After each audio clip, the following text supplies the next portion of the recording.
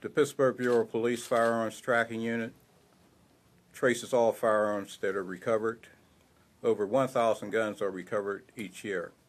Many of the guns are tracked back to the legitimate owners who have not reported them lost or stolen. Can you imagine over 1,000 cars being stolen and no one reporting those cars being stolen? We have to be able to look for it and prosecute those who are taking the stolen and missing handguns and using them in the commission of different crimes. Since there is no affirmative duty to report the firearm lost or stolen, our investigators can only react. However, if there was such a duty, police could investigate proactively. It's a very little infringement on anybody's rights to require, when a handgun is lost or stolen, that it be reported to the authorities.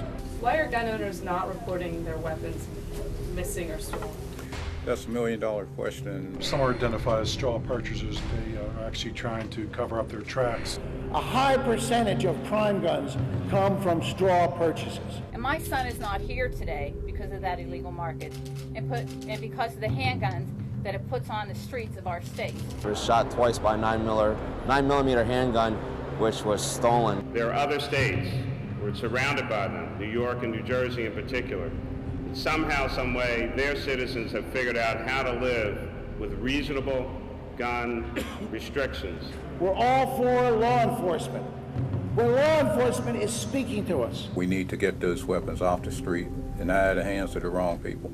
There is a legislative proposal that law enforcement supports a mandatory reporting for lost or stolen handguns to help law enforcement crack down on straw purchasers.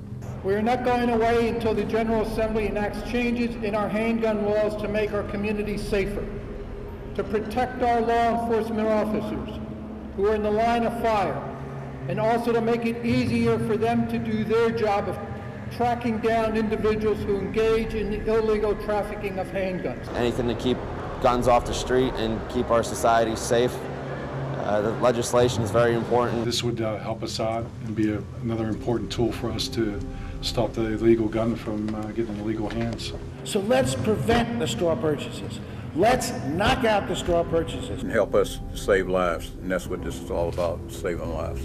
It's time for us to do the right thing.